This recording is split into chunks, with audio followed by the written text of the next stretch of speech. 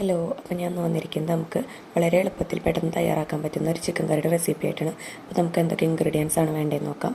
ഒരു 4 സവാള നീളത്തിലരിഞ്ഞത്, 2 തക്കാളി നീളത്തിലരിഞ്ഞത്, ഇഞ്ചി വെളുത്തുള്ളി ചതച്ചത്, 2 സൈസ് പച്ചമുളക് എടുത്തിട്ടുണ്ട്, പിന്നെ 2-3 തണ്ട് കറിവേപ്പില. ഇനി നമുക്ക് വേണ്ടത് ഉപ്പും മഞ്ഞളും പുരട്ടിയ ചിക്കൻ മാറ്റി വെച്ചിട്ടുണ്ട്. അപ്പോൾ ഇത് 2.5 കിലോ ചിക്കൻ ഉണ്ട്. നമുക്ക് ഉപ്പും മഞ്ഞളും പുരട്ടി മാറ്റി വയ്ക്കാം. ഇനി നമുക്ക് എന്തൊക്കെ പൊടികൾ വേണമെന്ന് നോക്കാം. മഞ്ഞൾപ്പൊടി, കുരുമുളക് പൊടി, ഗരം മസാല, മുളക് പൊടി, ചിക്കൻ മസാല, മല്ലിപ്പൊടി, കാശ്മീരി ചില്ലി. ഇത്രയാണ് നമുക്ക് പൊടികളായിട്ട് വേണ്ടത്. ഇനി നമുക്ക് ചൂടായ ഓയിലിലേക്ക് ചതച്ച് വെച്ചിരിക്കുന്ന ഇഞ്ചി വെളുത്തുള്ളി കറിവേപ്പില ഇട്ടിട്ട് അത്യാവശ്യം നന്നായിട്ടൊന്ന് മൊരിയിക്കാം.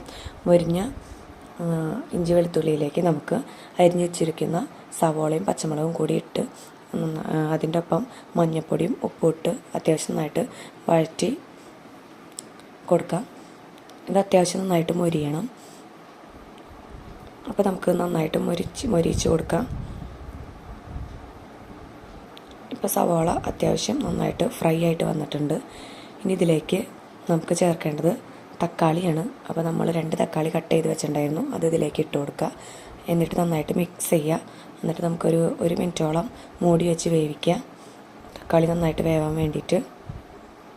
ഇപ്പോൾ തക്കാളി അത്യാവശ്യം നന്നായിട്ട് വെന്തിട്ടുണ്ട്. ഇനി നമുക്ക് മാറ്റി വെച്ചിരിക്കുന്ന എല്ലാ പൊടികളും ഇതിലേക്ക് ചേർത്ത് കൊടുക്കാം. എന്നിട്ട് നന്നായിട്ട് മൂപ്പിച്ചെടുക്കുക. ഇപ്പോൾ ഇത് അത്യാവശ്യം നന്നായിട്ട് മൂത്തിട്ടുണ്ട്. ഇനി ഗ്രേവി വേണ്ടവർക്ക് ഇതിലേക്ക് 1 ഗ്ലാസ് ചൂടുവെള്ളം ഒഴിച്ചു കൊടുക്കുക. വേണ്ടാത്തവർക്ക് നേരിട്ട് ചിക്കൻ ഇട്ട് കൊടുക്കുക. ഇപ്പോൾ ഇവിടെ എല്ലാവർക്കും ഗ്രേവി വേണം.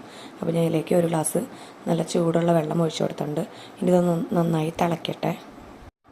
ഇനി ഇത് നന്നായി തിളച്ച് വരുമ്പോൾ നമുക്ക് മഞ്ഞൾപ്പൊടി ഉപ്പിട്ട് വെച്ചിരിക്കുന്ന ചിക്കൻ ഇതിലേക്ക് ഇട്ട് കൊടുക്കാം.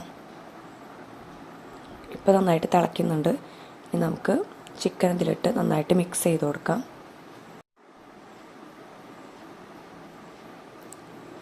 ഇനിയിപ്പോൾ ചിക്കൻ അത്യാവശ്യം വെന്തിട്ടുണ്ട്. ഇനി നമുക്കൊന്ന് മൂടിക തുറന്ന് ഇതിലേക്ക് കുറച്ച് കറിവേപ്പില ഇട്ട് കൊടുക്കാം. നമ്മൾ ഈ ചിക്കനിൽ കായ ഇട്ടാണ് വെക്കണേ. അപ്പോൾ നമുക്ക് ചിക്കൻ ഒരു 1/4 ഭാഗം വേവാകുമ്പോൾ നമുക്ക് കായ കട്ട് ചെയ്ത് കഴുകി വെച്ചിട്ടുണ്ട്. ആ കായ ഈ ചിക്കനിലേക്ക് ഇട്ട് നന്നായിട്ട് മിക്സ് ചെയ്ത് മൂടി വെച്ച് വേവിക്കാം.